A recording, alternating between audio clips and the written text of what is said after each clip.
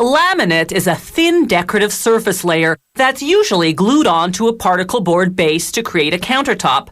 Laminate is by far the most affordable countertop material on the market. It comes in endless choices of colors and patterns, from solids to simulated wood or granite.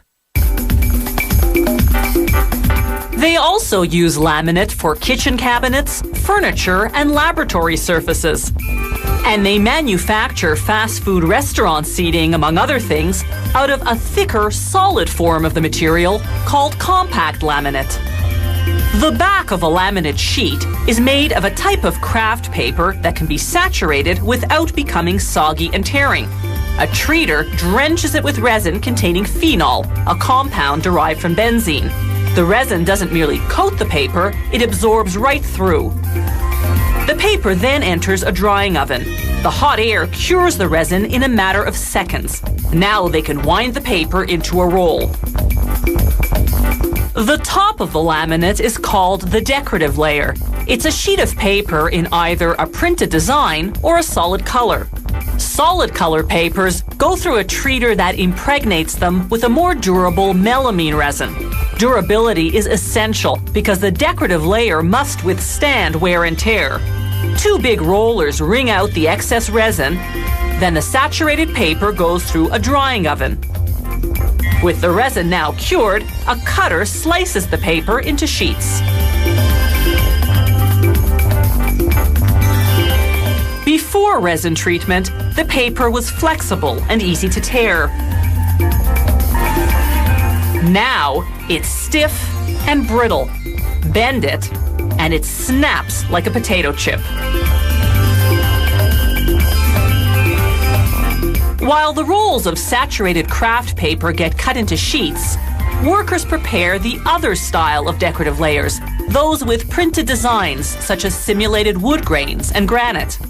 The treatment process for these papers is quite different than that for the solid color papers. Workers start by cutting them into sheets the same length as the craft paper sheets. These papers don't go into a treater to be saturated with resin. Instead, workers stack them, placing an overlay on each one. An overlay is a transparent sheet of paper that's saturated with melamine resin.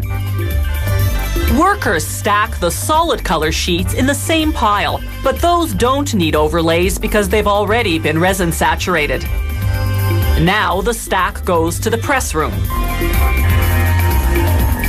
There, workers put saturated craft paper under each decorative layer. On top of each decorative layer, they lay a textured plate. This will prevent the finished laminates from sticking together.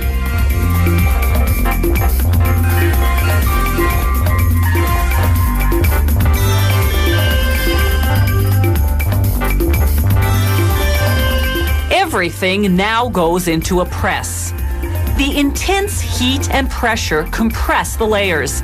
The overlays bond to the printed papers, and the saturated craft paper bonds to each decorative layer, creating laminate sheets.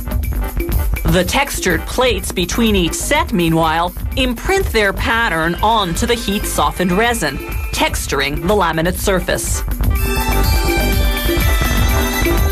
The laminates come out of the press fully cured.